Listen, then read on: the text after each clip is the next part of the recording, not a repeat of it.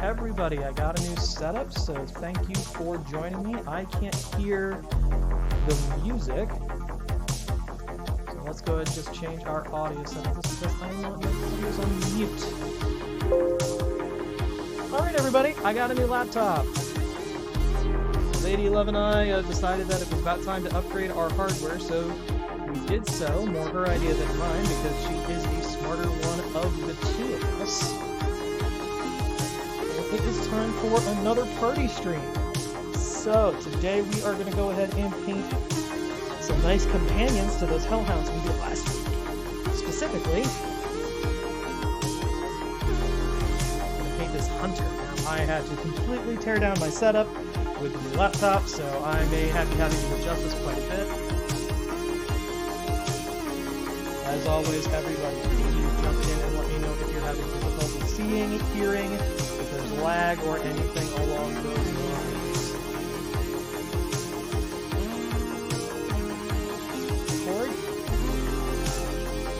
Alright, so it's time to go ahead and get started on this demonic hunter. This is a Reaper miniature. It's one of the Darkspawn from the Warlord line, which I still have a tremendous amount of affection for. And we're going to go and paint him close to the same way we did those Hellhounds. There's going to be a little bit of variation, obviously, because of the different figure. But for the most part, we're going to go with that same kind of like purplish charcoal-looking skin to go ahead and just tie him with the other models. So we have our proper, let's go ahead and turn this music down a little bit, because I remember I had to do that.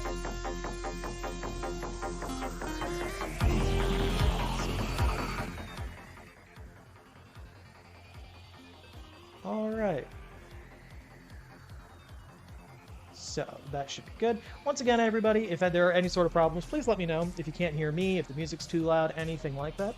Music is, of course, courtesy of Pretzel Rocks for some DMCA free music. Go ahead and take a look at our chat if you want to take a look at any of the artists. They're kind enough to let people use their music for free, so check them out.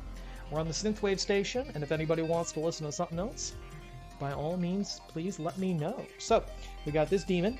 We got our supplies.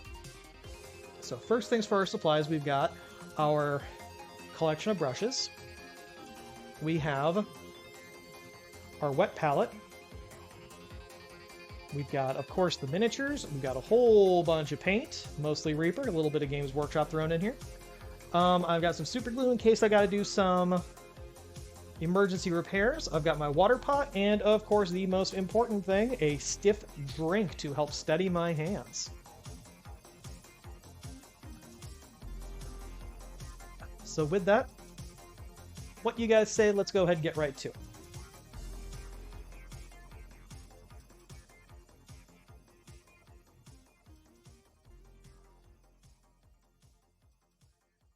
Alright, so let's go and bring this up real quick. It is, according to this, it is my headset that is being on. Alright, I just want to make sure that everything is looking good. Let's put on the noise suppressor so you guys aren't going to have to hear everything else happening around me. Alright, so let's, who wants to say let's go ahead and get started? I know there's not many people in the chat room right now, but as always, I appreciate any sort of feedback people want to give me on the stream. I'm still pretty new at this, only been doing it for a couple months. But let's go ahead and get ourselves started. We're going to go ahead and start out with the base coat, as we typically do.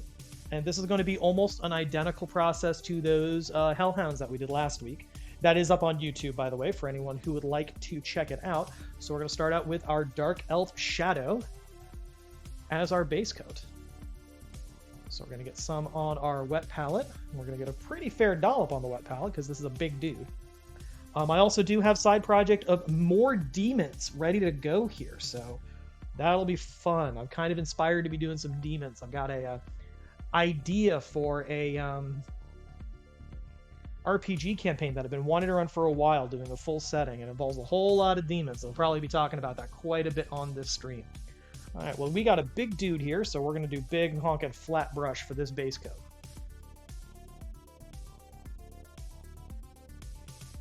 And we are going to go just completely cover this entire miniature. Now, because this guy has a lot of nooks and crannies, and I did completely assemble him before priming, there are a couple spots that the rattle can did not want to get to. And I do live in Florida, so things are getting a little bit humid, so I tend to go a little bit easier on the rattle can. I'll go and just put paint on it. Priming is not expressly needed, especially nowadays, but it definitely helps. Gives you a base coat to work off of, and it does help the paint adhere to the miniature. If there's a little bit of like metal or plastic showing, that's fine. You can just zap up the paint to go ahead and do that. Just make sure you got a good base coat before moving along. This guy's got these big, impressive wings, and we're going to do something fun with those.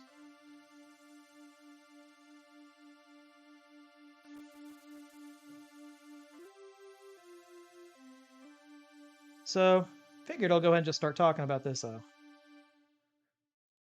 RPG campaign I'm thinking about running, and I'd like to go ahead and probably run it like at my local shop. Go and drum up a little bit of interest for Savage Worlds as a system. So I've played a decent amount of D&D 5th edition. I haven't played again, but I don't think I really want to run it anymore. I love seeing how whenever people talk about like D&D 5th ed as saying it's too simple. Look, guys, D&D is not a simple system. D&D has not been a simple system for decades. 5th edition is still a complicated system. It's just simpler than Pathfinder, and that's usually what most people say when they mean simple. So, painting-wise, we're going to let this guy dry completely. And while we are letting him dry, I'm going to go do a little bit more base coat work on some of these side projects. So, because we're going to be doing a lot of demons, we have here a Maugrathoth. Maugrathoth, I don't know how you want to do it. It's also Reaper, also from the Warlord line, but it is a 6-armed snake lady. And I did some snake bin a while ago, and I did them as Arizona coral snakes. I'm going to do a very, very similar thing for her. But the color that I used, I ran out of, and it's been discontinued. So this is a very, very close color. You can see here where like I got a little bit spotty on my primer.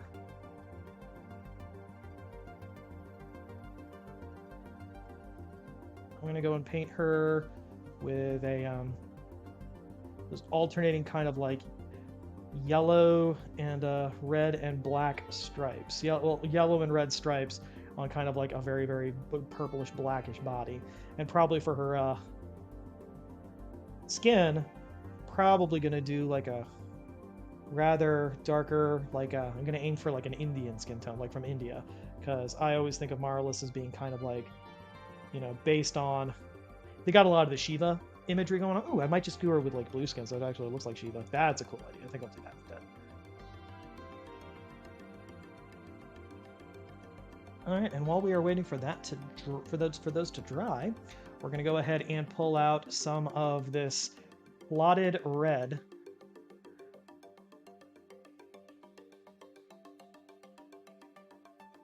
And we're going to go and just keep on base coat and stuff. Just always remember. Oh, Sanctum Seraph, I just saw you in here. Have you checked out the new collective? Not only is it a beautiful store, they also have the Steamforged game stuff you were paying a couple months back. Picked up the Red Dragon and some kobolds. Yeah, I actually have been to it. I live pretty close to it. They moved farther away from me. It's a nice, they got a nice location over there. I hope that they start doing some live gaming, because I might go ahead and stop by there for like RPG night and whatnot, depending on how I can get interest. Yeah, no, it's a really good looking store that they got over there. I stopped over at one point while I was going and getting tacos for dinner.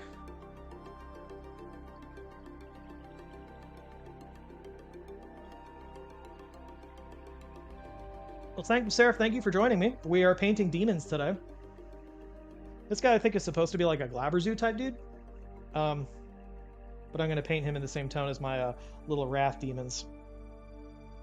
Yeah, this clotted red is going to be much, much better than the bloodstained red that I was using. Just gives me a nice brighter base to work off of.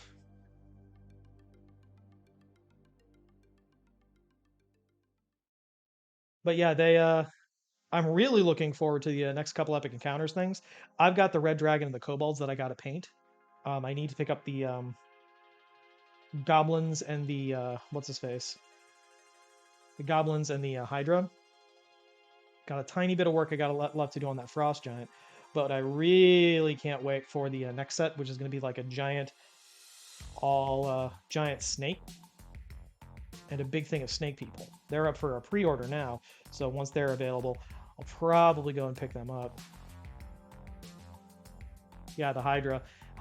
The Hydra is a good-looking figure. I mean, like I think that probably the best individual figure that from that line is the Frost Giant, just because that Frost Giant is an absolute thing of beauty if you have not checked it out.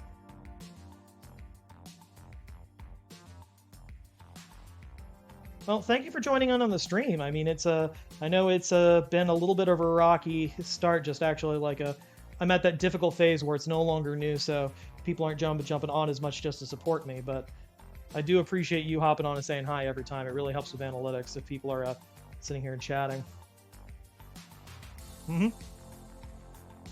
Yeah, I saw they got them there, and I really want to go ahead and get moving on them.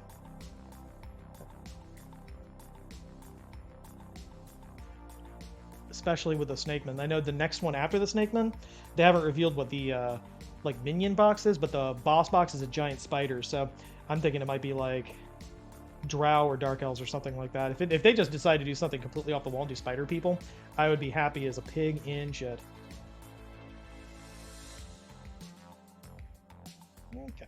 Well, I do know that this stuff right here, this clotted red, does dry a lot more brown than it looks right now, so it's going to be a nice little base for us to go off of when we start building it up.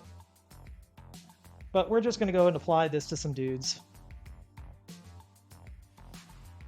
while we were waiting for that Dark Elf skin to dry. Alright, so thank you, Sarah. Are you painting anything with us today, or are you just stopping by to say hi and chat?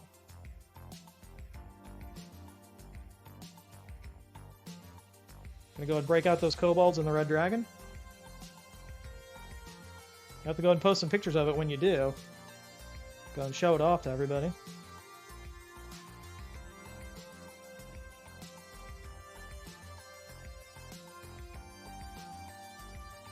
Yep. Nudging my camera.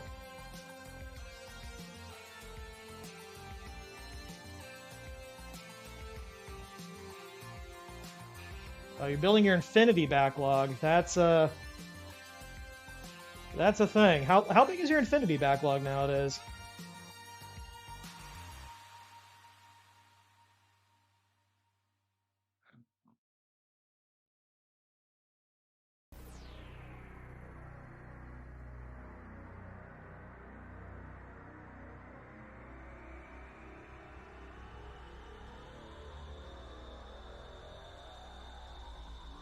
So I realized actually what I'm painting and what I got right here, this is all 100% of it is from the Reaper Warlord line.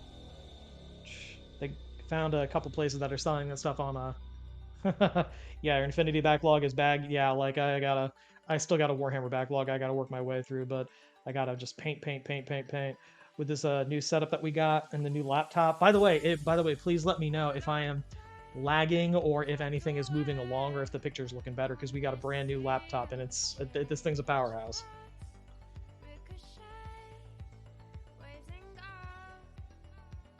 And I think at the top that list frame drops is currently listing as 0, so hopefully I'm moving along a lot smoother than I was before. All right, looks like we are good enough to start with the next step. So we're going to go pull over away from the wet palette over to the dry palette. And let's hop onto the Dark Elf skin.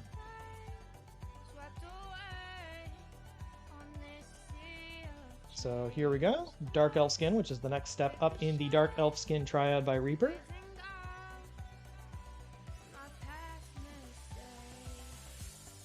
And we're going to move over to what I got switched on to a while ago. Cheap, crappy makeup brushes. Picture is actually better. Good, yeah, I hope so. I mean, it's a... I figured the Lady Love needed a better computer to do her InDesign stuff, especially for when she starts working from home again. Good. Thank you for letting me know. I haven't been able to do a test stream with the new laptop yet because it's been just really busy this week. But cheap makeup brush. Going to use it for some really, really nice dry brushing on this guy with that Dark Elf skin. And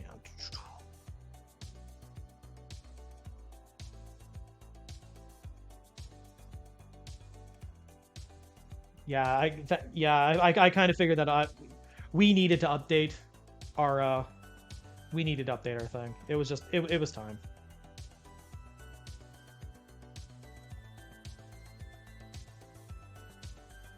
So, the game that I'm thinking about running, at the very least, I've been doing design work on it. This is kind of a this kind of been like a little bit of an almost pet project of mine for a little bit. I've had it run in the back of my head. I kind of abandoned actually doing work on it a while ago, and stuff got busy and work got miserable, and I got super depressed.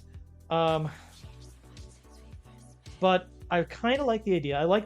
I really like the idea of world building by taking a trope and then just exploring it to death. By the way, we're going to go and move up on our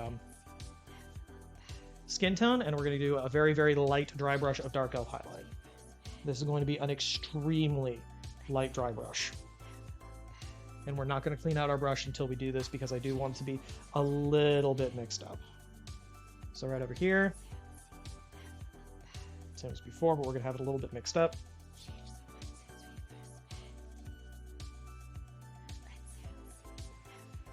And this we're just going to do,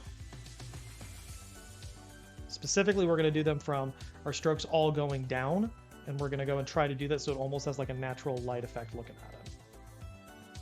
These wings are going to get some cool red effects. Oh, some blood. Your drink, Sarah. For those watching on YouTube, Sanctum Seraph has been logging into my streams, and I appreciate it. He is drinking some Glenfiddich. Cheers, brother. Cheers. I'm not with Scotch tonight. I'm out of Scotch. I'm on bourbon.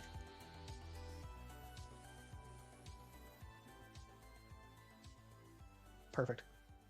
So, my idea, and now I'm going to go ahead and start doing some actual layering. And we're going to go and get a little bit of Dark Elf skin on our palette. We don't need that much, but oh well, we'll use it. Some Dark Elf highlight. And then we're going to do, as people refer to it, palette magic. Because this guy is a...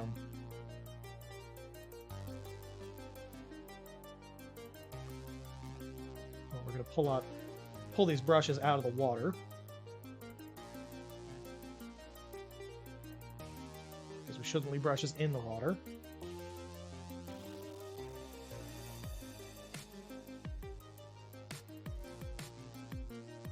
So here we're going to go and do this like 3-level transitionary thing.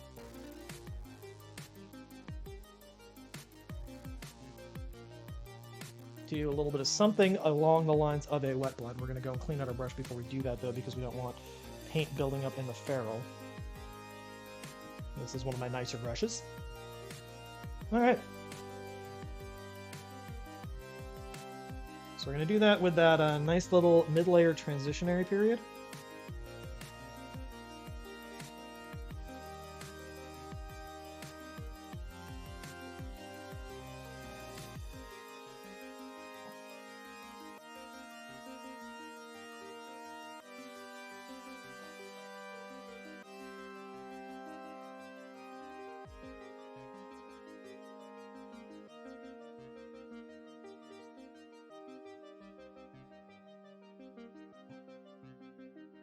We're going to go ahead and closer up here where I want it to be more translucent.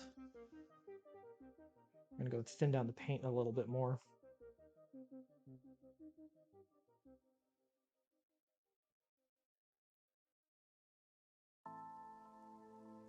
Okay, now that paint is nice and like super, super watery and thin, so that should dry super translucent.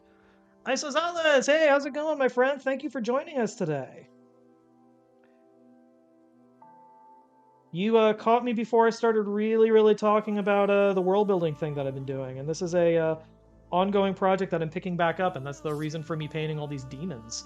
Also got a new laptop, so camera quality should be a lot better now. And please let me know if I need to change any more settings, because I had to completely redo all those.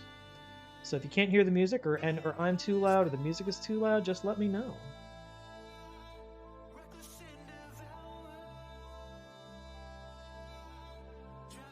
So anyway, what I'm doing with this setting, and I really like the idea of taking something really common, taking a trope, and just exploring the ever living crap out of it. And like I was this idea came to me. It was I was watching Lord of the Rings and the Mina Moria sequence, and I got the idea of, I've always kind of wanted to run a game where it's like this dwarven kingdom and the idea of like the dwarves dug too deep. And I know that's like a really, really standard fantasy trope because of Tolkien, but it's like I would kind of want to like really explore that to find out how that would like really affect a people. So I started coming up with this setting. It's the kingdom under the mountain, and the okay, music could be 1 or 2 points lower. Let's go ahead and affect that and go ahead and goose that down just a little bit. All right, not better? I'll leave the sound mixer open. So, yeah, the idea of like the dwarves dug too deep. And they unleashed something along the lines of the Balrog. But I kind of think that, it wouldn't necessarily just be them unleashing an individual thing. Because, I know they don't go in, it's different in the book, but I know in the movies they kind of portray the Balrog as just being this individual, unique creature. And so I like the idea of like, it's not just that they dig too deep, but when they dig too deep, they actually, don't just like unleash the Balrog, but actually open a portal to the Balrog's home. So basically they dig straight into hell. But then I'm like, okay, well, what kind of hell am I doing? I don't want it to be just a standard like Christian hell, because first off, I mean, that's kind of don't get me started on the theology of that, because I actually paid attention in Sunday school. But that got me thinking, well, why would it even be a human hell? Why, if it's the dwarves that did it, wouldn't it be a dwarven hell? So that got me thinking, what would dwarf hell be? And I have always liked the idea of the forces of hell and demons being like a dark reflection of us. Like whatever mortals formed the demons, and whatever like structure that the demons are based off of, that will largely determine what the demons are like. So that's when I started getting an idea of like, well, what would dwarves consider to be sins? And what would cause dwarf demons to form? And that is where the rabbit hole really started. So I decided that, much like Tolkien goes very history-based for his world building, and if you've ever read The Wheel of Time by Robert Jordan, he is very cultural-based.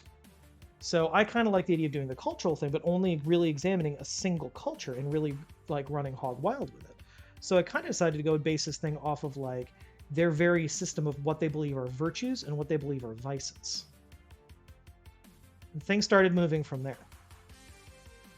So the only real like challenging part of it is that the idea of this campaign is that most everybody is a dwarf, and there was this great empire under the mountain, where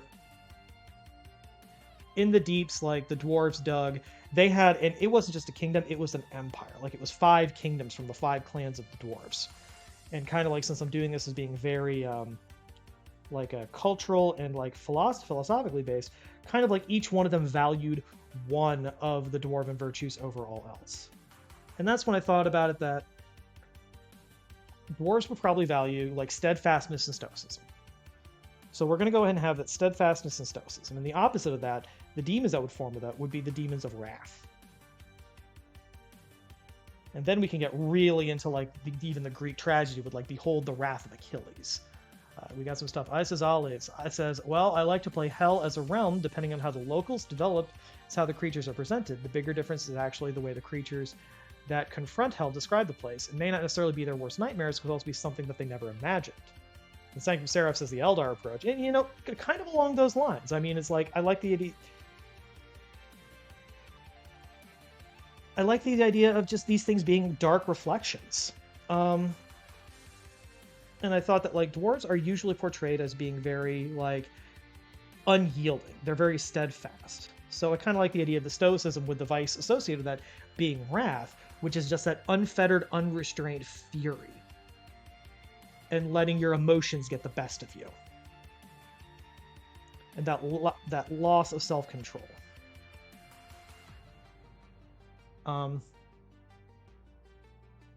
Isozala says, don't know the reference. Sorry. So, Eldar are they're one of the species in Warhammer 40k. And by the way, this is where we are so far with the layering. Warhammer 40k, the Eldar, basically the one of the big things about the way the metaphysics work in the Warhammer 40k universe. Oh, hold up while I stop talking while I actually find my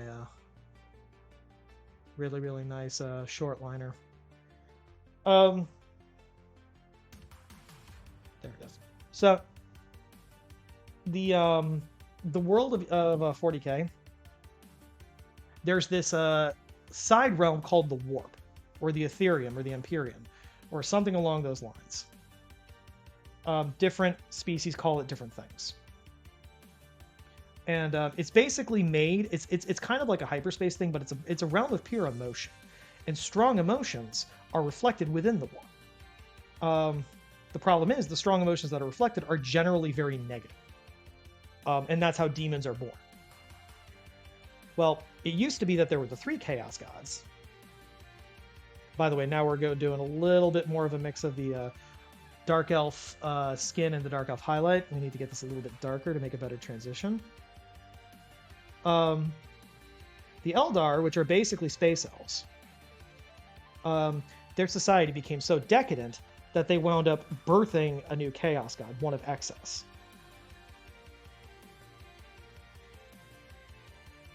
And thus Slaanesh was born.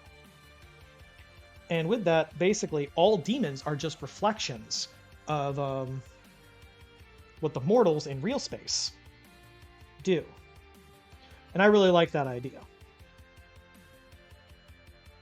So, in addition to kind of like the virtue of steadfastness with the sin of wrath, I started thinking, like, what are the other things that dwarves would value? And I came to the idea that they value honor and honesty and presenting yourself as you are. I mean, this is a very, like, upfront culture. So they refer to that as light, with the opposite being deceit in any way, shape, or form, which they refer to as shadow. So thus, in addition to having demons of wrath, you have demons of shadow. Next up, they would probably value reason. And by reason, I mean well thought out, patient, developed arguments, crafts, and lore. Because that's one of the things about Tolkien's dwarves is that they were about wisdom and poetry as much as they were about crafting. So we refer to that. So I'm referring to that as reason, with the opposite of being madness. Whereas when you lose that reason, when you are not thinking rationally, it's linked to wrath as the idea of letting your emotions take over, but it's not quite the same. Now, this is a culture that values artisanship over art, so take that for what you will. So there's probably some beautiful madness associated with art. But the dwarves, this particular culture, would not necessarily see it that way. How many layers does Seraph Sanctum has? How many layers does this demon have? Currently, I think this is the 3rd or 4th layer. I'm probably gonna end up with 5 or 6 by the end. Just because I'm trying to do a little bit more like blending, and this is not like a this is how quick I can do this tutorial. This is just I paint really quick to begin with.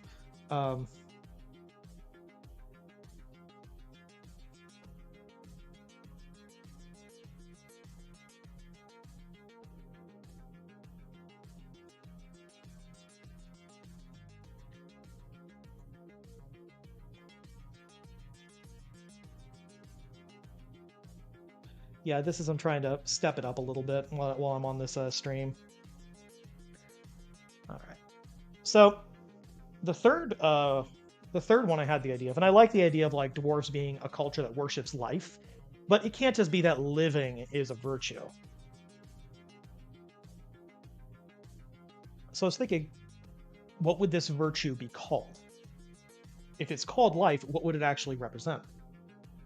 And this is when I got the idea that this particular brand of dwarves, they don't believe in doing things alone. I mean, especially if I'm basing this off of Tolkien dwarves. Like when Thorin and company went to reclaim, you know, their lands from Smaug, um, they went with a whole bunch of them. They believe in groups. They believe in the group effort. They believe in community. And so that, I get the idea, is what dwarves would consider life to be. It's the idea of eternal life through the community you foster, and the idea of everything you do being for the greater good of the community.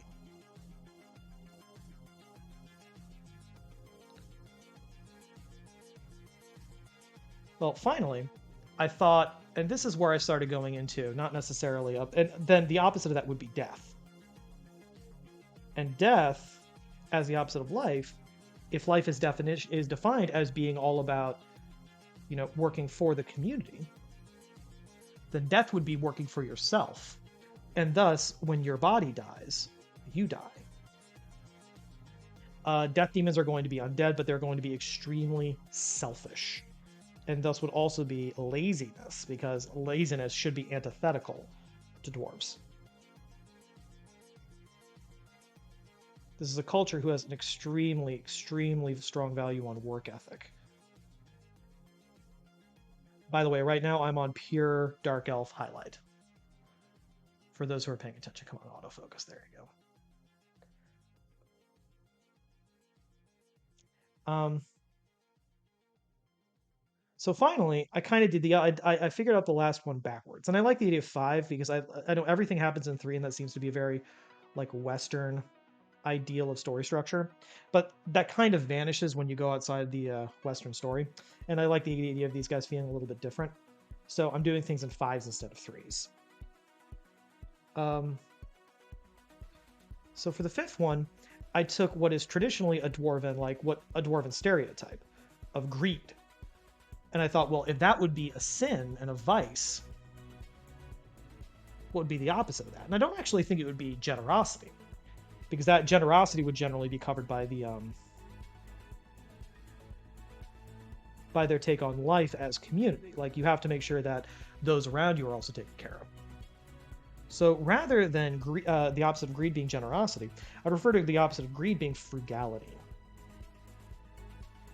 And that is the idea of using what you have to its greatest and most efficient use before seeking out more. And this is kind of birthed from the idea they probably, in underground societies like this, they probably have a very limited resource. So they do need to conserve what they have,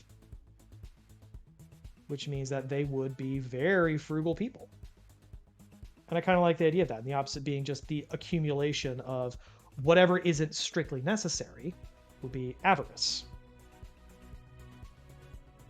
And thus you'd get demons of avarice, which would always be tempting you with the offer of more.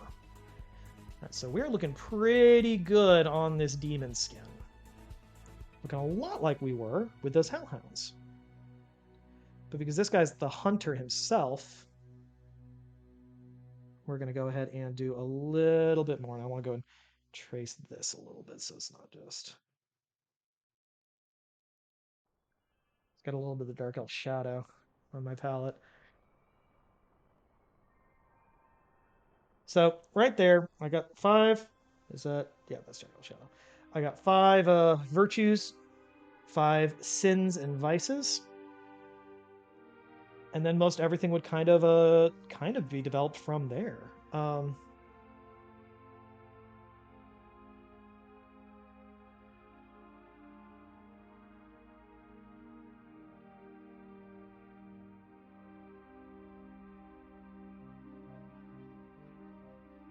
Now, my idea is that a long time ago, and we're talking hundreds and hundreds of years ago, generations for a dwarf, that there were basically these 5 clans underneath the mountain. And their skills and goods were known far and wide. By the way, we're going to go ahead and jump up a step. So I'm going to go and take a little bit of a bleached linen and now mix it in with that dark elf highlight that I have on here. Just a tiny, tiny bit of bleached linen because I only want to bring it up a little bit.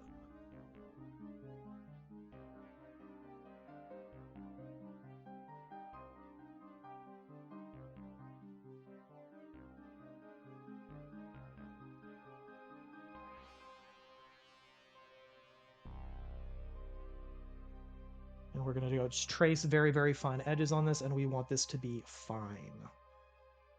Very, very thin. Yeah, so I got the idea that this culture, they were once known far and wide, and as far as most of the world knows, just something happened. They don't know what that thing is. It's just something happened.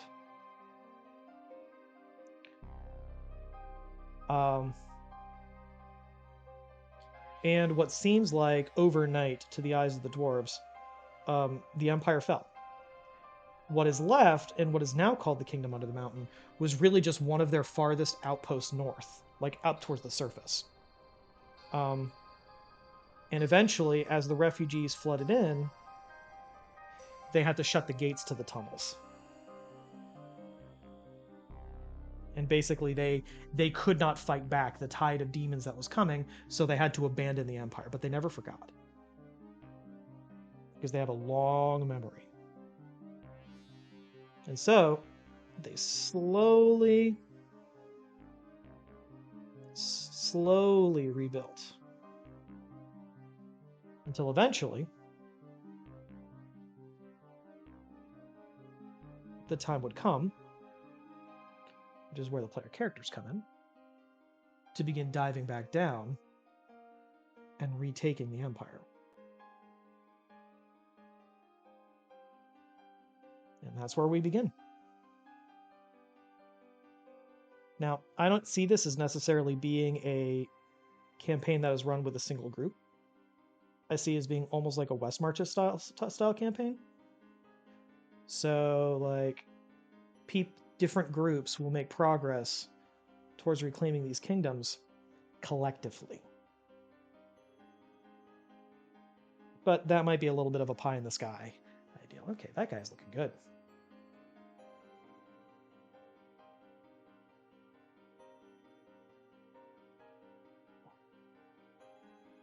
Okay, I think it's probably looking good for his skin.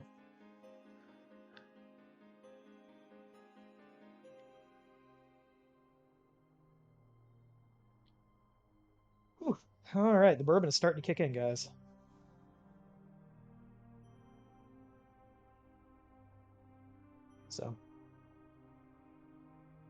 So after I came out with that, I had to start thinking about, well, what would the different by the way, we're going to start pulling out with the bloodstained red.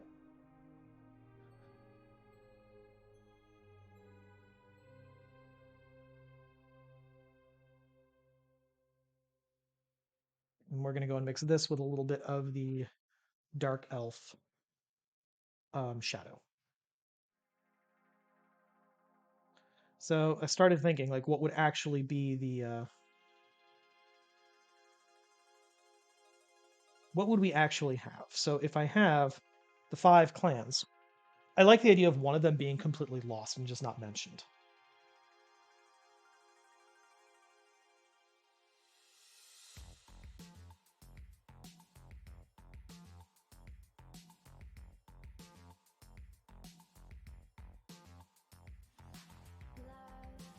So one of them is just not mentioned. But you have one group, which is what most people consider dwarves in a fantasy setting, which those are effectively like hill dwarves.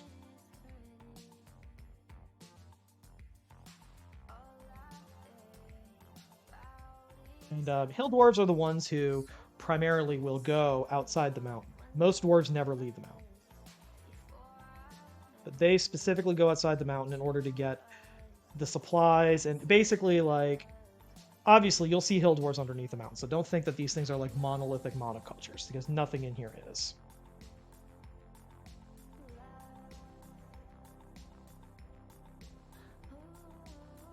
But they'll head out and they'll get the things that cannot be harvested underneath the mountain. Some things that they just need, and you can't get away without it.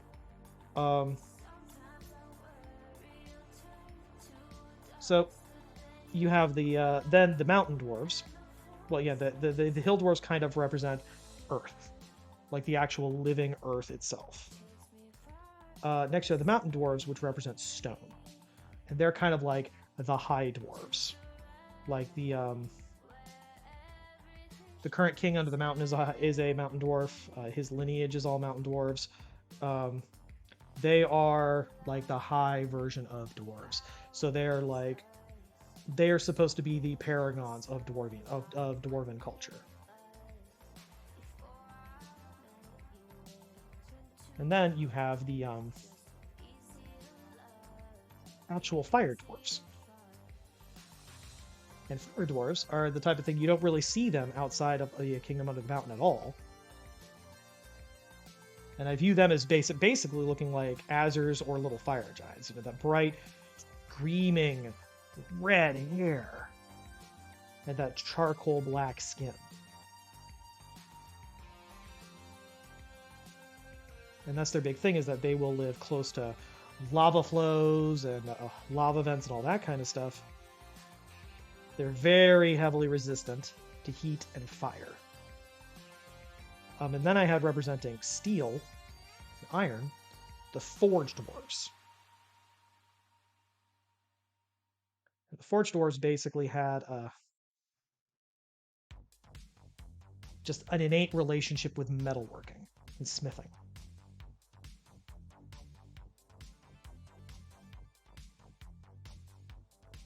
And they would be the ones where they would have, like, for lack of a better term, they'd look like Duergar from D&D. They'd have like this steely gray skin, white hair.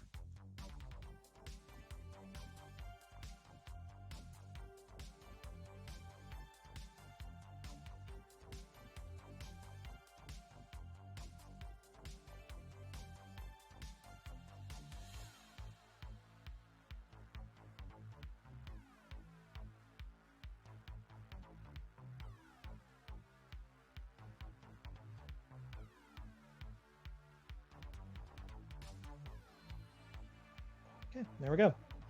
So we got a little bit of like a really, really deep red on these wings and these wing membranes. So that's basically bloodstained red with a little bit of the Dark Elf Shadow mixed in to just kind of help, you know, blend it in.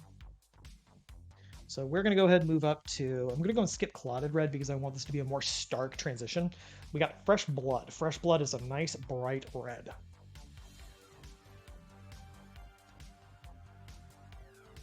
We're just going to put a dollop.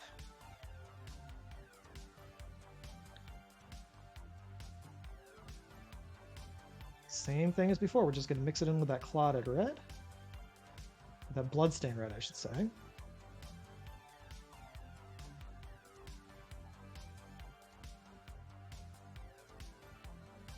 To get the next step up. Make sure this is thinned down quite a bit. What we're going to do now is we're basically going to start down here. We're going to start at like the bottom of the wing, and we're just going to start tracing up.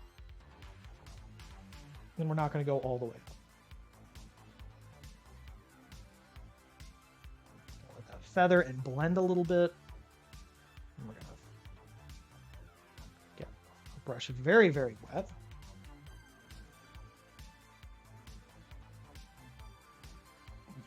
And as that dries, that should give us a nice blend. Paint.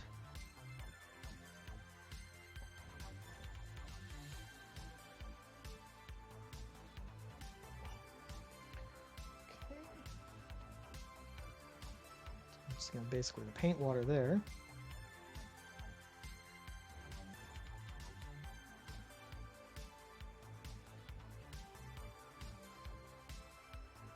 I'm doing kind of like a more Bob Ross style here, where it's like very, very wet and like actually blending the paint while it's still on here.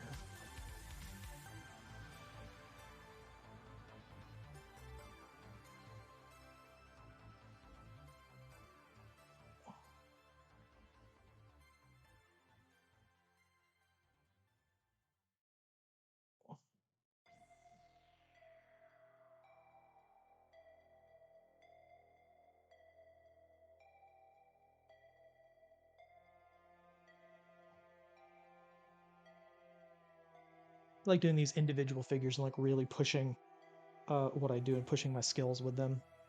The cool thing is, because everything is so wet, I can just keep it vertical, and stuff will naturally flow down to the bottom. It's giving me an even more blended effect.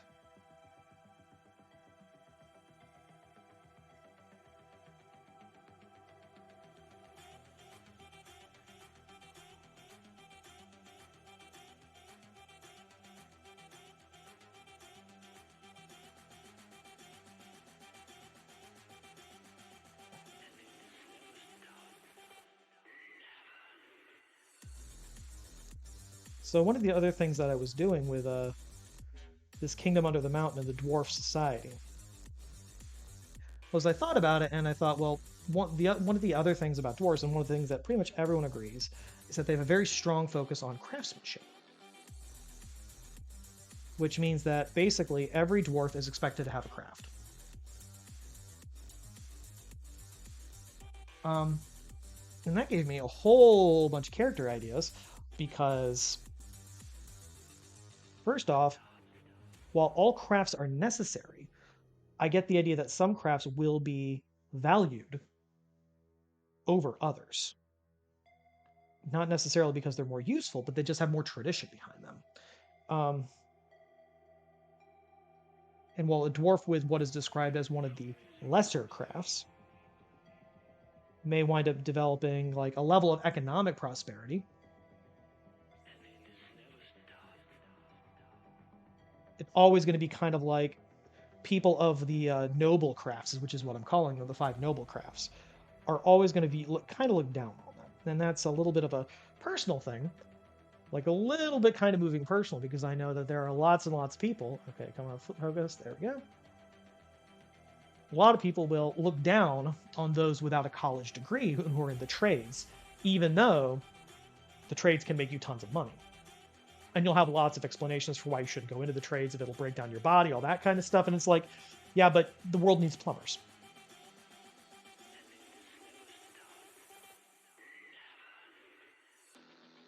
So, but I got the idea of like, they're the 5 noble crafts. And now, by the way, now I'm into just a straight up fresh blood. And we're going to have it nice and thin. See how this looks. That is way too bright for this step. So we're going to go and just mix more fresh blood in with that mix that I had.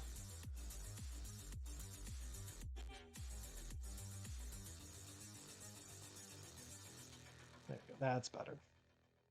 Once again, we're just not going to go all the way up. Get about halfway to where we want to go, and then just get through the rest with just straight water. So you got the 5, like what are going to be called noble crafts of I brought the idea of doing basically smithing, gem crafting, gem cutting, masonry, brewing, and engineering. With the idea of I have to have some sort of like crazy like a dwarven mechanical stuff, because I just love that trope and I love that. I just love the image of that, of there being an element of like crazy contraptions. And this kind of fits perfectly with this idea that it doesn't really matter if the craft is useful, because like gem cutting is inherently like, it's basically an inherently they don't have the intrinsic value that like crafted goods have. This also led me to the idea that And this is actually something that a friend of mine recommended to me. That how about you really play around with it? That the idea that dwarves under the mountain, the kingdom under the mountain, they understand the concept of capital, but they don't really have much use for it because everybody is kind of expected to be somewhat self-sufficient. So mostly under the mountain, they rely on a barter system, and they do have a currency for like kind of like lesser day-to-day transactions where it wouldn't be actually worth crafting like trading like actual crafted goods, like if you just want to get a beer or a meal or something like that. But for the most part, they rely on crafting and barter for most of their stuff, which gave me the idea of if these people believe in frugality and believe in recycling everything they possibly can, then their money is literally made out of the mineral slag that they can't use for anything else. Now we're on fresh blood. We're just going to go and do a tiny, tiny bit down here.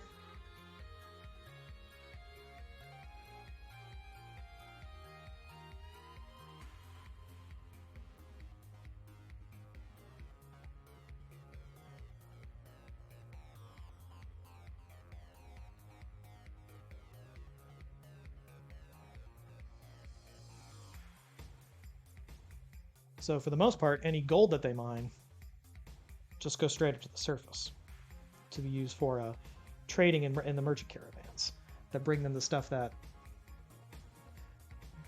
the outsiders make. Which also brought up an idea. If you don't want to play a dwarf in this game, you don't have to, but you will just be an outsider, and that will be the name of that particular species is outsider. You basically get to make your own race, and you can play. You can be a human, an elf, a goblin, whatever you want to be, but on your character sheet you'll write outsider. All right, that's looking good for those wings.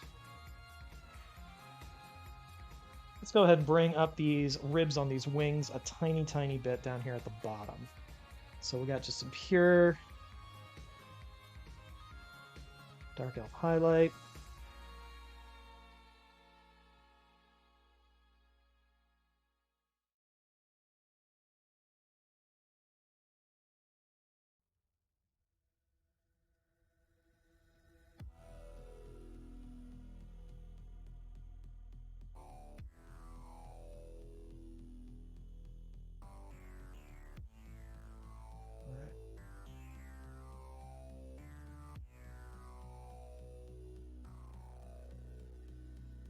All right, well, next step, we're going to want to put some of this pure fresh blood onto his eyes. Let's dot those eyes. So, I've been doing a lot of like just minor stuff like making monsters and stuff to, challenge these dwarves. And I like the idea of doing it in Savage Worlds because that means that if you're not going down there alone. Like when people go into the deeps and are going to reclaim these kingdoms, they're not just sending a small group of adventurers; they're sending freaking armies. So let's go ahead and give a little bit more dimension to these eyes as well. So we're going to go ahead and put off our Capellan Sunrise, which is a cav paint.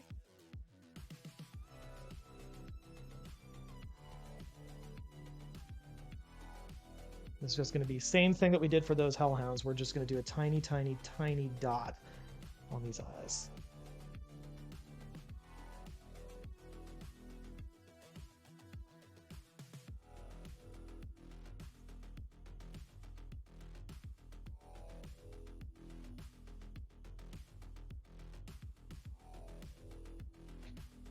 All right, guys, so what do you think so far of this guy?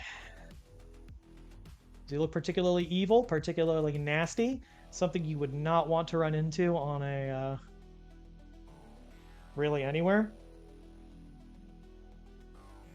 All right.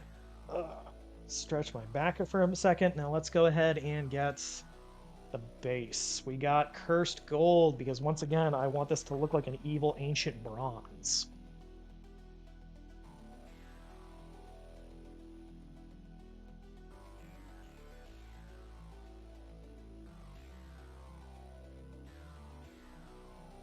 Let's go ahead and pull out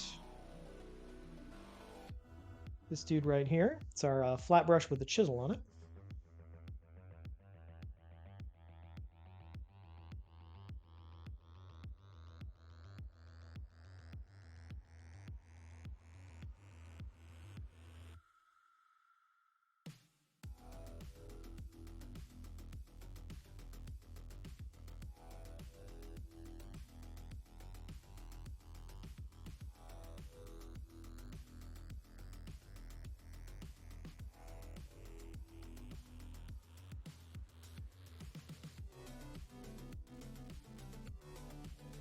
And that's one of the reasons why I also like doing like individual figures like this guy, because like I can really like I can go ahead and say, hey, I want to go ahead and do, 7 layers on this skin. So Sanctum Seraph says, so I made a bad decision. I bought it a Luminous last week. I couldn't help myself with the Techless model. It is a pretty sweet model, dude. Like I can't blame you. If it wasn't for the fact that I hate elves, no, I've thought about getting a couple of them just to paint and like use for like D&D and stuff. They are pretty sweet looking, and I mean they're interesting because it's like they're mountain elves. They're not even like your traditional high elves. And I've been listening to the Realm Lords audiobook, and it's interesting that they're like these kind of like mountain hermit aesthetic type. And I find that very interesting and a very different take on them, and I appreciate that they're doing that. But I mean, I'm glad they're doing it. I just want to know when I'm going to get my great big god model. I think Destruction's the only Grand Alliance that doesn't have that. And the closest thing we have to the great big god model is Godrak, and he's not a member of the Pantheon. He's just a really big orc.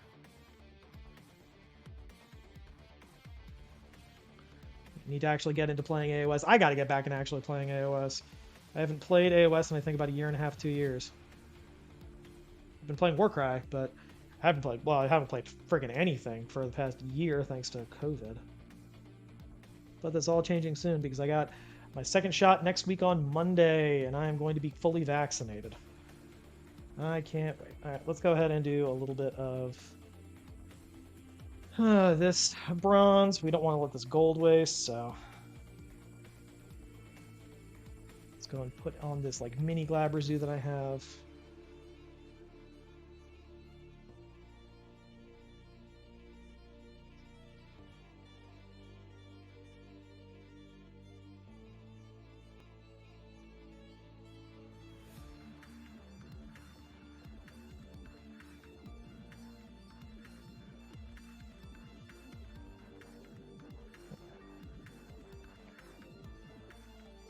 Because it's a sin to let paint go to waste.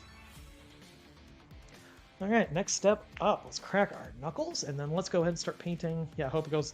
Thanks. We got polished bone. Yeah, my first shot, I had no sort of symptoms or side effects or anything like that.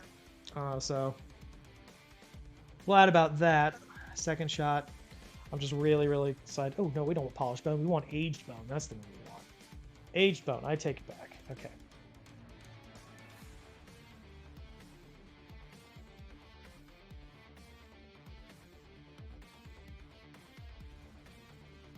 So let's go ahead and paint on this guy's hooves. His great big dark claws. And his teeth. Let's get a little bit of white and a little bit of water in here so we can thin it down a bit.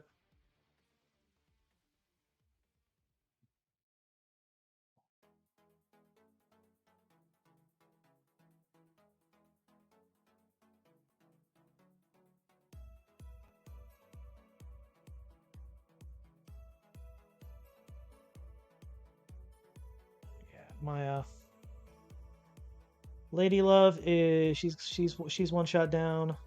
I'm one shot in, and we are both really, really looking forward to being able to get back to our normal lives. Actually be able to go out and have adventures on the weekends and not just be staying in all the time.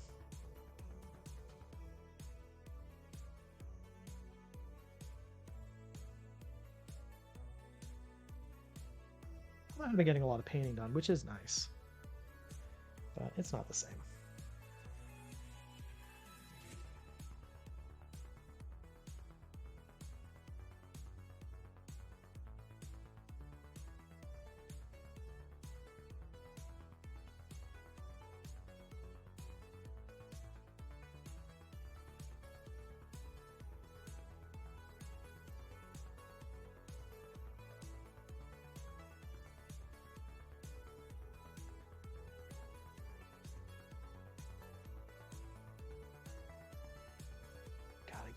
thumping this guy on the table.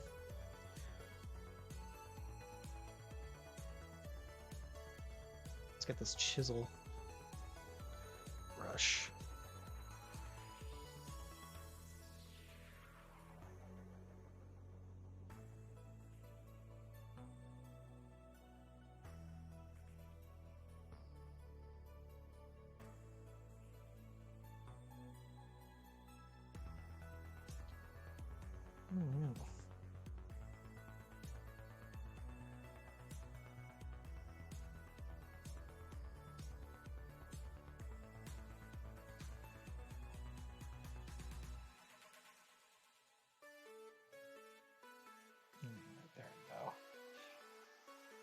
Yeah.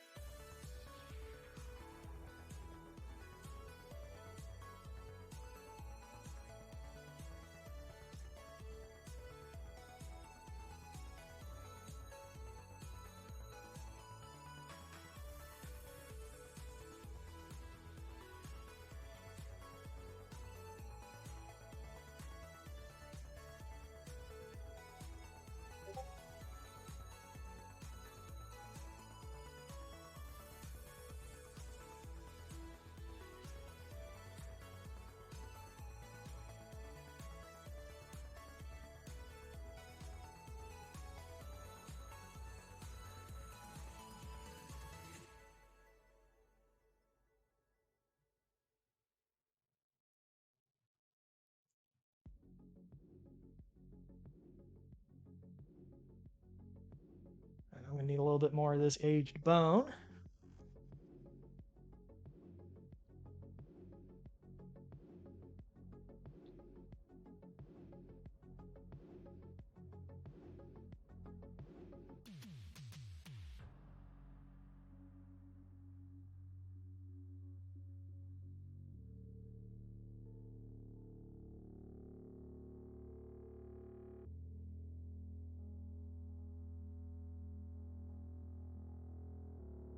A little water because white clumps up.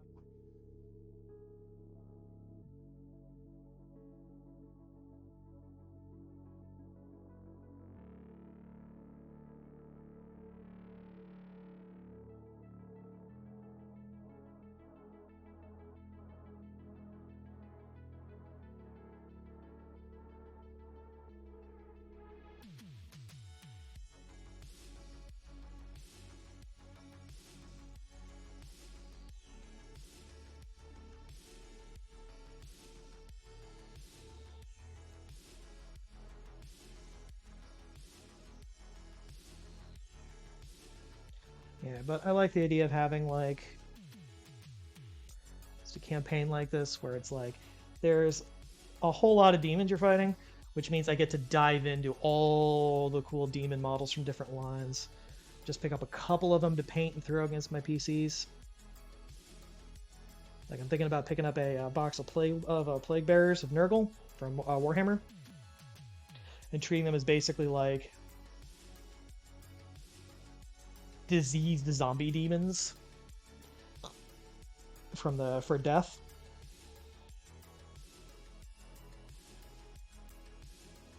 I mean, I've got this thing of like a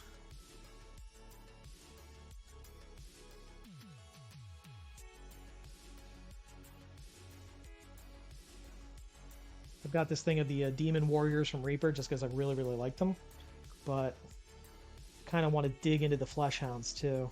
Get a box of those. And get a couple new Chaos Warriors and call them Hell Knights.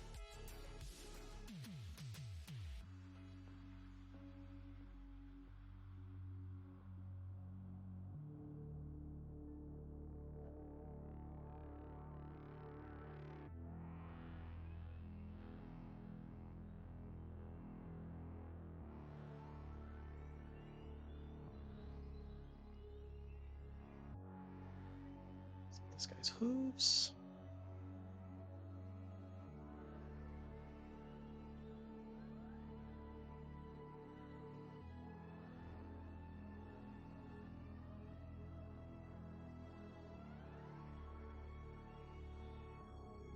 Yeah, Sanctum Seraph, if you're still on, you got to send me a Facebook. You got to send me a message on like Facebook Messenger or something because you are always in here, and I don't actually know which of my friends you are. So I'd like to actually be able to, personally thank you instead of for tuning in so much instead of just thanking you here.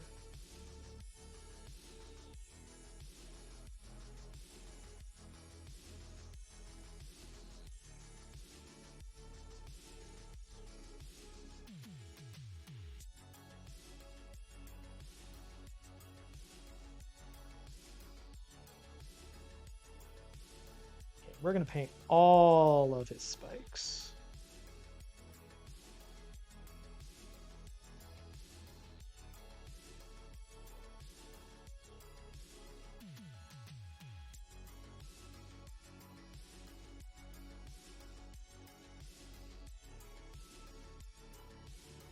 And I love really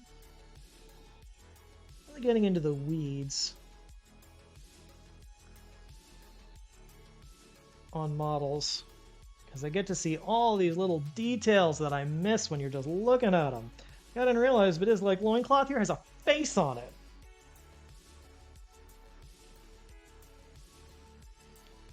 I was going to paint that red, but now that I know it's got a face on it, I got to paint that flesh tone, which means I got to grab a flesh tone.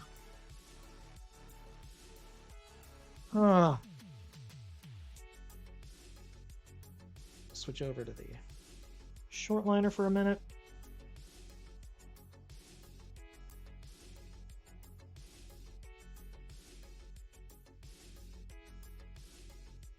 Let's paint some of these spots. Let's get a little water on this because it's starting to get thick.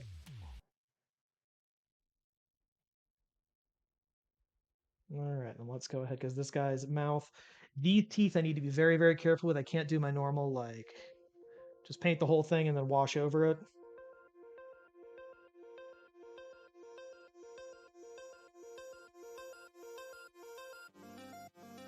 These guys are getting individual teeth.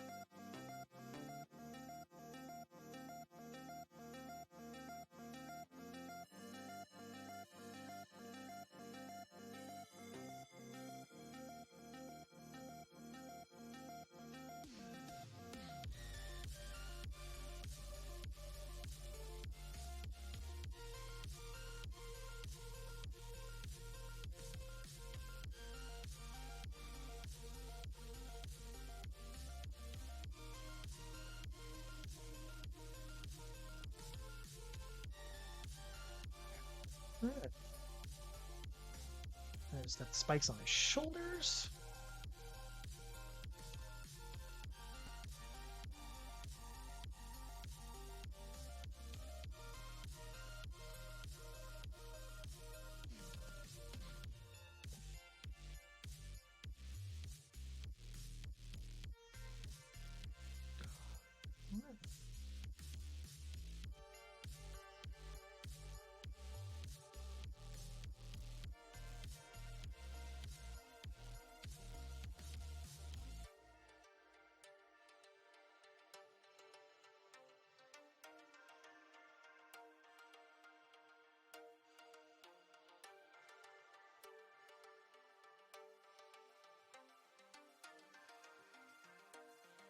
All right, that is looking good as a base coat for all those bones. Oop. Let's clean up some of these spikes on the back a little bit. Oh, man. Not only does it have a face, his belt is tied off with hands. Oh, that's cool. I am going to go grab a flesh tone. I didn't think I would need any. I got a crap load of paint here on my table. The question of how far can I reach? I still have my headphones on. Here we go. Bones paint set 2. That'll work. Let's go ahead and pull out a couple of these. I'm gonna go a bit darker skin than that. We'll start it. Yeah, there we go. Nah, might be a little bit too dark. Yeah, that'll work. All right, we got the kind of lurk. Yeah, Infinity miniatures are intricate. We got Warrior Flesh. This is from the Bones paint line. I'd like to get some of these demons done before I can start showing off next big project, which is going to be a Stargrave warband. But Stargrave is out, and I cannot wait to dig my teeth into that.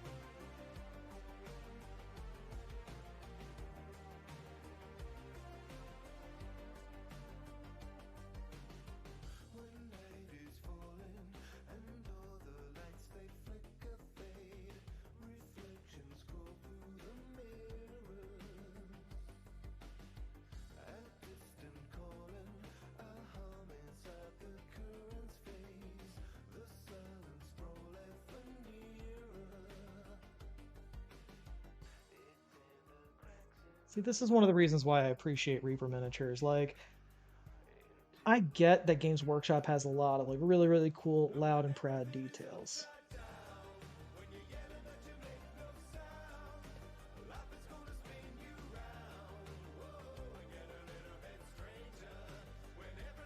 And Games Workshop loves their 40k Grimdark. But sometimes their details just fall not I'm gonna say they fall flat, but they don't have this tiny little bit to it. Like, it's not just a matter that this guy's, loincloth is made out of the dude's skin. It's not enough that there's a face on it, because Games Workshop has plenty of stuff where stuff is made out of human skin, it's got a face on it. It's a good way to do it. But the fact that this guy has, like, his arms are like the skin has arms tied behind, forming the belt. But that's a little detail that just Games Workshop doesn't do, and I appreciate that. All right, so we got base coat done on the entire model.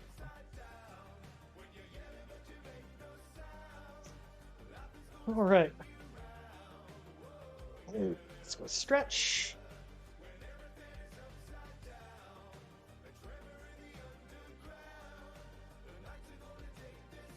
All right, let's go and do some. Let's do some shading. First things first. Give it a good shake. We have Caribou Crimson. And for the demons, I'm doing this on the bronze bases.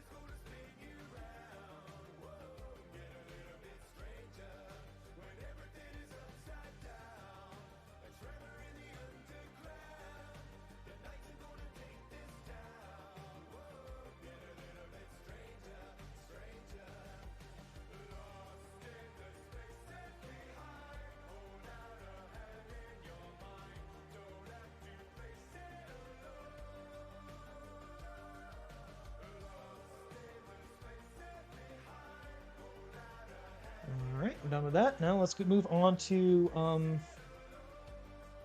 the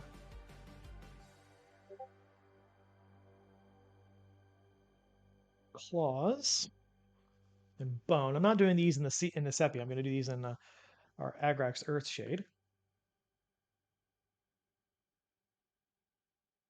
because I want them to be a little bit darker than I normally do things. A little bit more neutral, considering we've got the basically this guy's purple and red for the most part, because the dark elf skin is a very gray purple, but it's still purple. And if I add those kind of like yellowy tones with the sepia, it's gonna clash.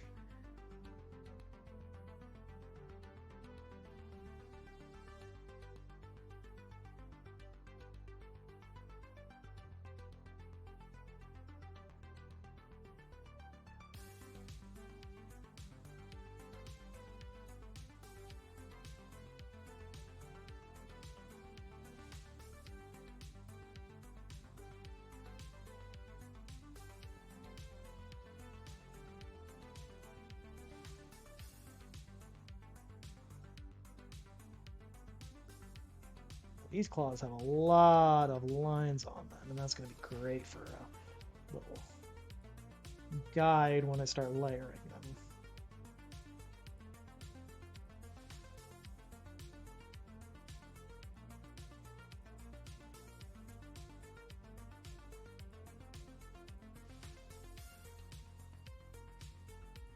Well, I hope for everybody who's on YouTube listening to me ramble while I paint that you do give me a subscription.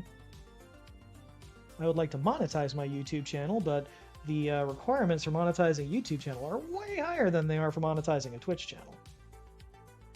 Like the Twitch stream, I need another 17 followers, and then I just got to get like my total chatters and viewers up.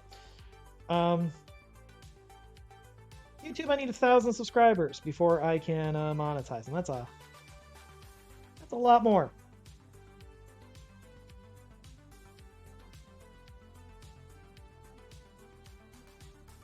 So if you're watching this on YouTube, make sure to like and subscribe. It does help.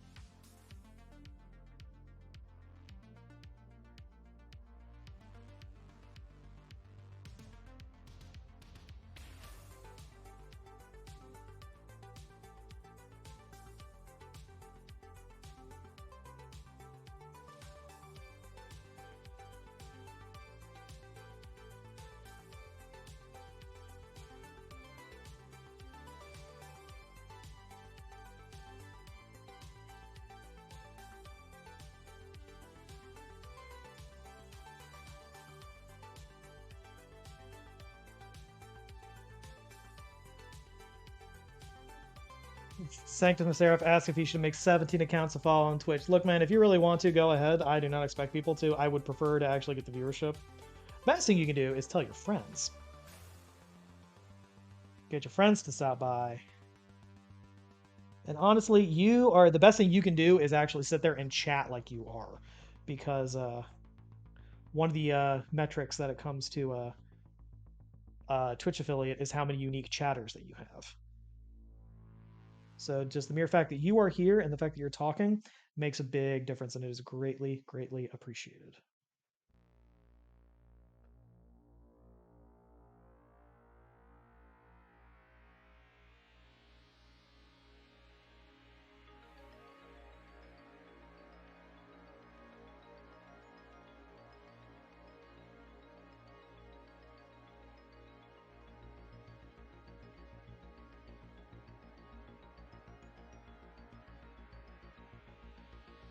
Let's go ahead and do this over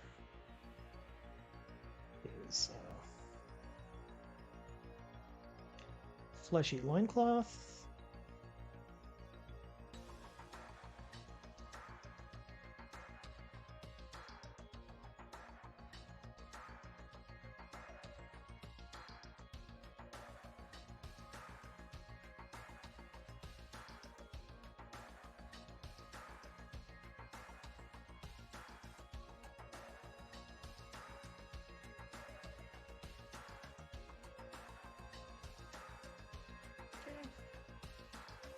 finally, we'll do base spots are missed. We'll do these along here. This guy. All right, we got shade. Now I gotta sit here and wait for this to dry.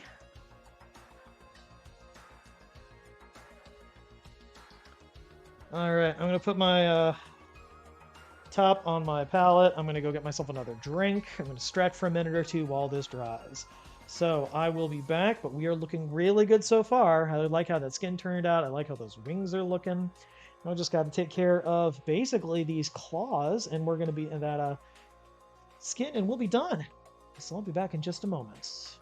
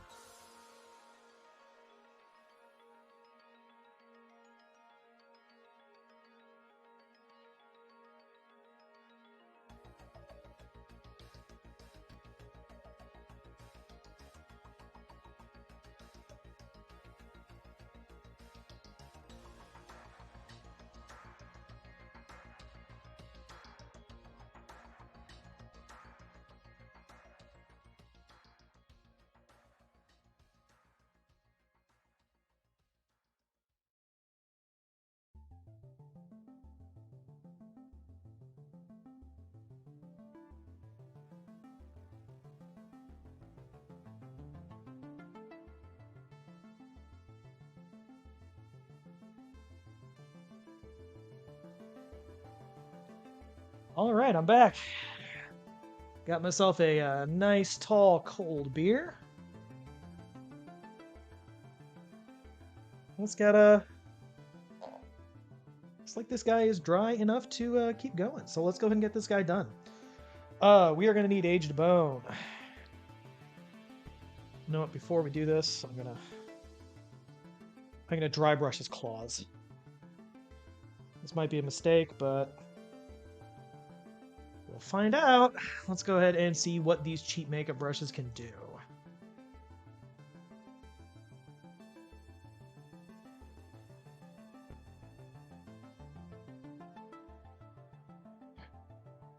And yes, Sanctum Seraph, you are definitely unique.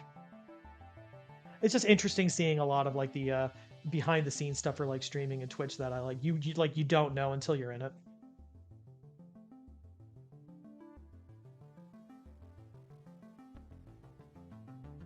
Right.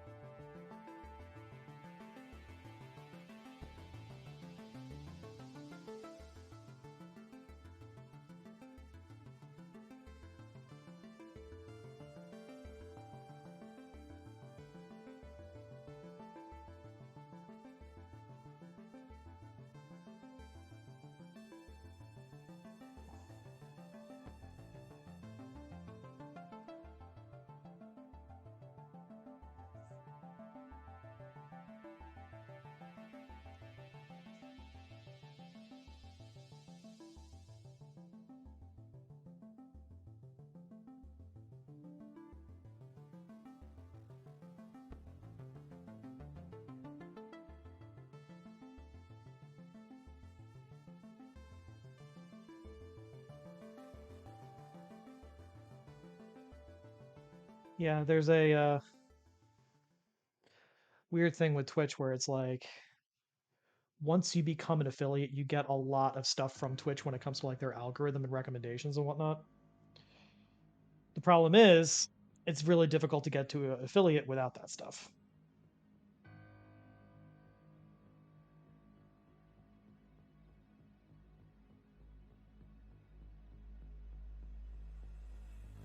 All right, so that is looking good with that nice dry brush over that. Let's get the underside of his horns too.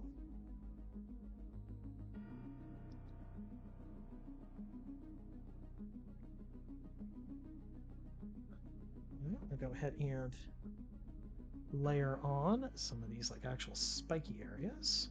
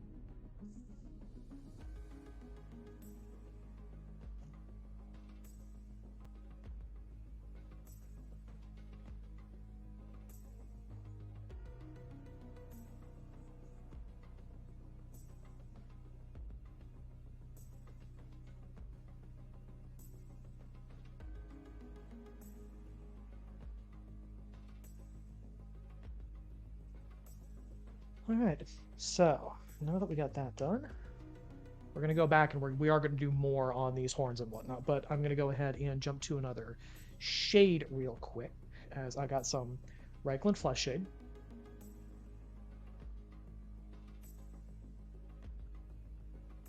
This is going to go over a couple spots. We are going to go and apply this to the tabard of faces and hands. We'll just bring that down a little bit more. As well as just brush a little bit here, a little bit here.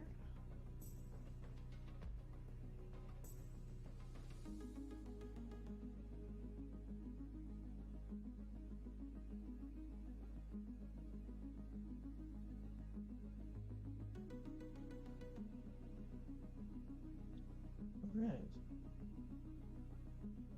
That's drying. We'll go ahead and start layering up these horns and the teeth and claws.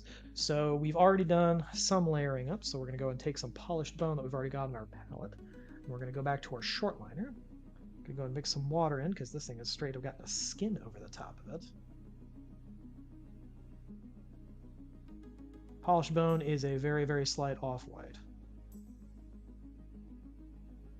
So we got this stuff nice and thin, so let's go ahead and start tracing up some lines on the claws. Just keep it in frame.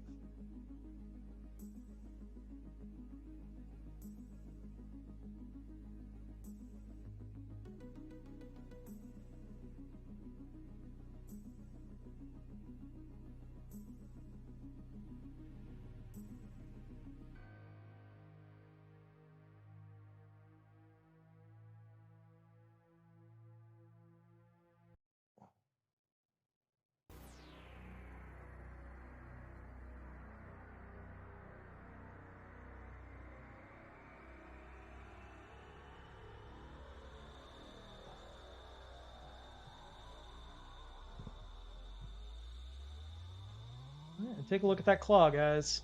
A couple lines, that is all it takes.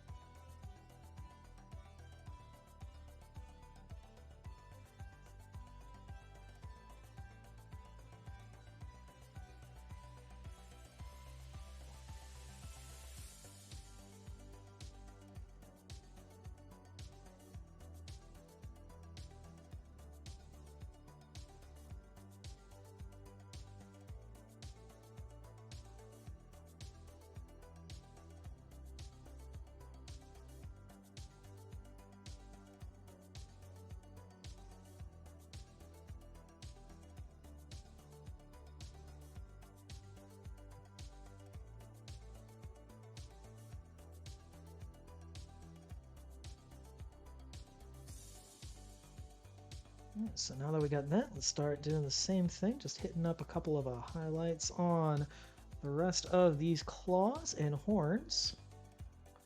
Some stuff like this just needs little dots. Let's go ahead and get a little more water on here.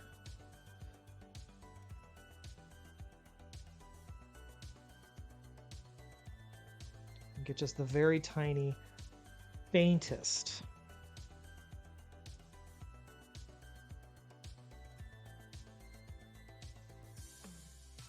dots on these teeth. I got a little bit of.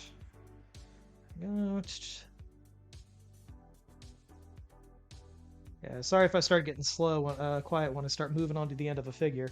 This is when I'm really focusing on getting these super, super fine details.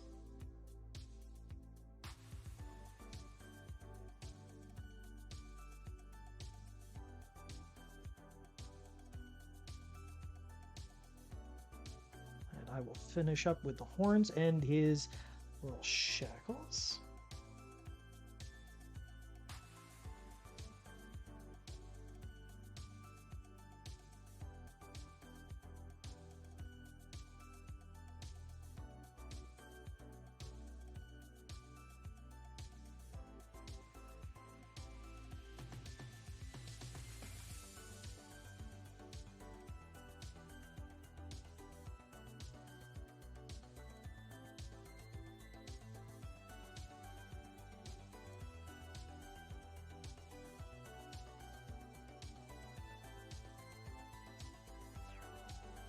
Alright, let's go ahead and get these horns layered. And this is where I'm just doing like probably what is one of my favorite time-saving techniques. If you really just got to get figures on the table quickly, if you do fine highlights like this over a dry brush, it looks surprisingly good very, very fast.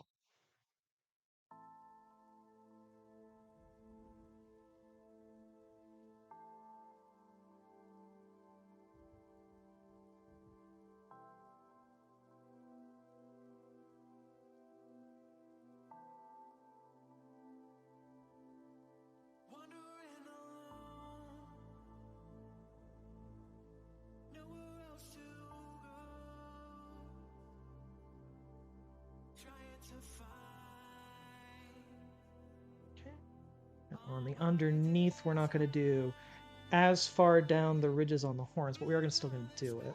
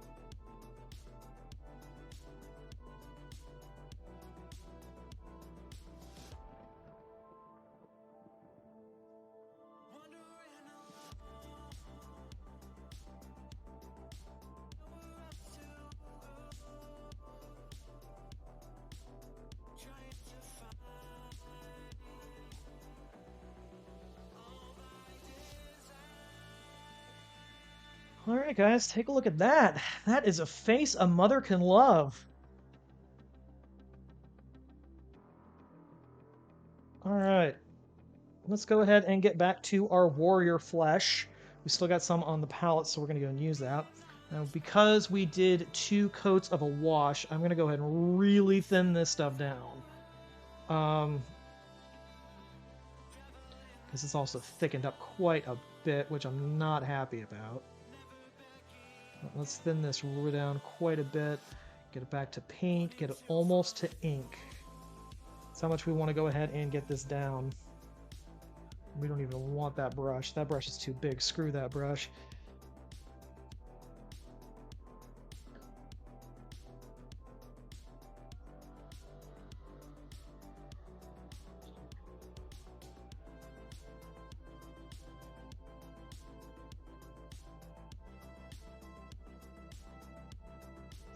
Alright, we're just picking out like the highest raised edges here.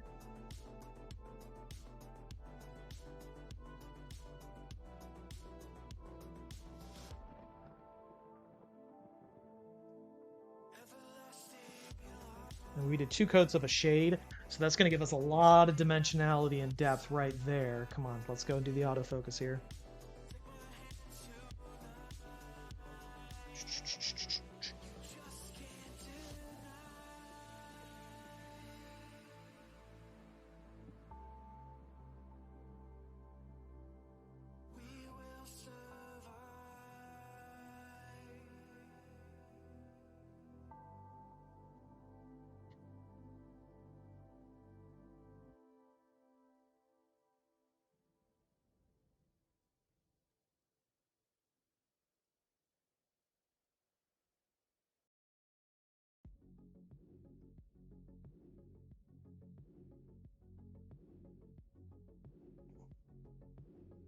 All right.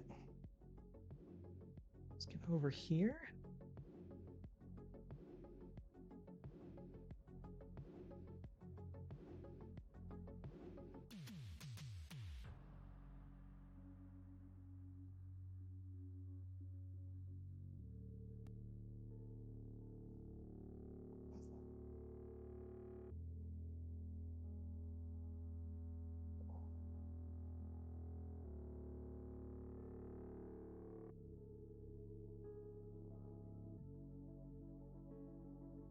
All right, guys, take a look at that skin tabard. We're really close to done on it. I just want to go ahead and bring it up a tiny, tiny bit more.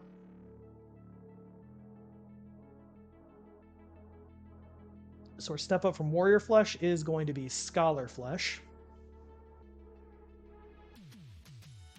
And we just need a little bit here. Once again with our short liner, and we're going to go ahead and make sure that this is really, really thin. Like we are talking ink territory.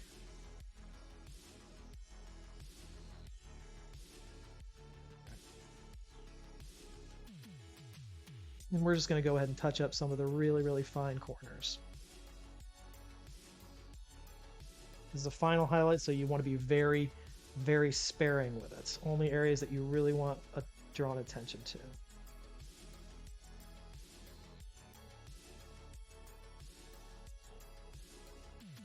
Okay. All right, guys. Time for the final step. Well, the next to final step. We got Shining Mithril.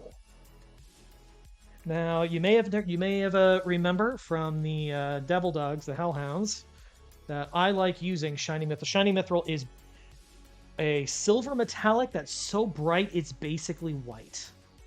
And I like taking this and applying it to the very finest edges of golds, because it just brings things out just a tiny bit more than you would expect. Doesn't take much. Like, it takes just a tiny, tiny bit along the very, very highest raised edges. To give it just a little tiny bit more depth.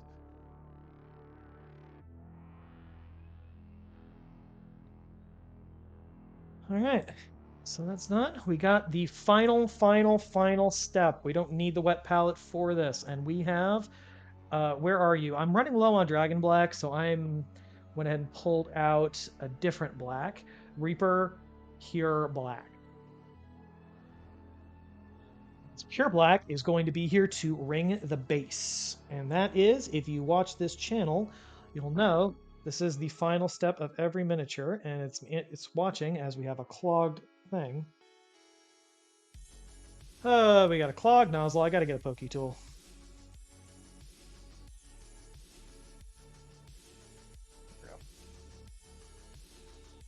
All right, so we are gonna go ahead and take our chisel flat brush. I believe it's technically an angle shader.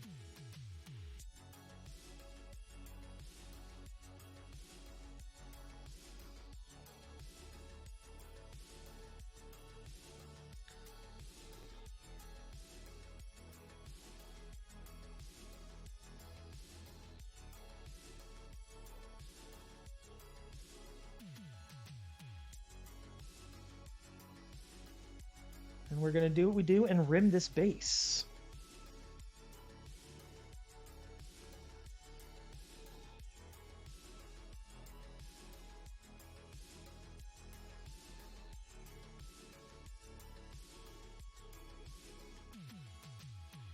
Hey guys.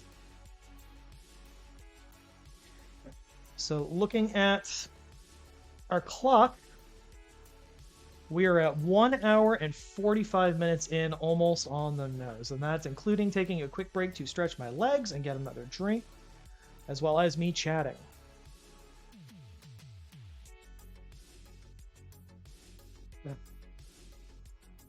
So here we have our final product of what in my setting is going to be Malbazar the Hunter. He's going to be matched with those Hellhounds. And he is going to be a hunter that reports directly to the Duke of Wrath, who's a great big dragon. Okay, so in order to paint this dude, I'm going to go and start doing this now for YouTube purposes, but in order to paint this dude with this beautiful skin tone and those nice red wings and all of that, you are going to need the following paints if you want to do it exactly like I did. We started out with some Dark Elf Shadow, layered up with Dark Elf Skin and Dark Elf Highlight. The wings, we started with Clotted, no, we did start with Clotted Red. We started with Bloodstain Red.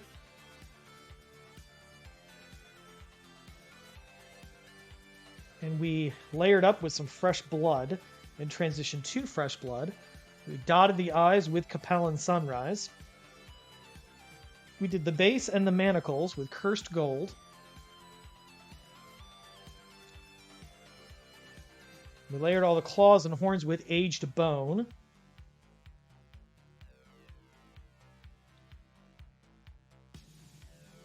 And we did Warrior Flesh for the Skin Tabard. We layered up the warrior. Layered up with Aged Bone and Polished Bone. Layered up with some Scholar Flesh, some Shining Mithril, and finally moved up to Pure Black to rim the base.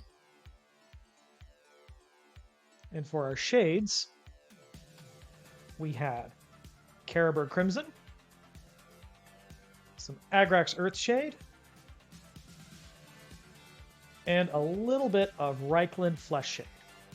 So, relatively limited color palette. We're looking at 1, 2, 3, 4, 5, 6, 7, 8, 9, 10, 11, 12, 13 paints and 3 shades. So 15 paints total to go ahead and get the effect that we got. All right, everyone. Well, thank you, everybody, who was chatting, Isozales and Seraph Sanctum. I greatly appreciate it. Music today was brought by Pretzel Rocks in the synthwave station, as is typical. I may be swapping that out as we paint more demons because they feel a little bit more metal. We've got side projects. Miniatures were done by Reaper Miniatures. I'll go ahead and try to do a link to this particular dude in the YouTube section if you want to go ahead and paint along. All right, guys. Well, I hope you enjoyed yourselves. I hope you watch this and draw something from it. If you have any questions, go ahead and comment in the YouTube comments. And you can join me every Thursday at 6:30 Eastern Standard Time for more painting. I don't know what I'm going to do next week. I might be doing more demons by the look of it. I think I got a little bit of work done on this Maugrathoth. I might be doing her, or I might go ahead and continue my theme of doing Cradle the Grave. And we've got this guy here, Maladorn the Fire Demon, also from the Warlord line. He has got a big nasty skull face and a sword and a whip made of fire. And he is really top heavy. This guy really skipped leg day. So we might be doing him. All right, until next week, everybody, keep painting. Hope you enjoyed yourself. Hope you took something from it. Party Bear out.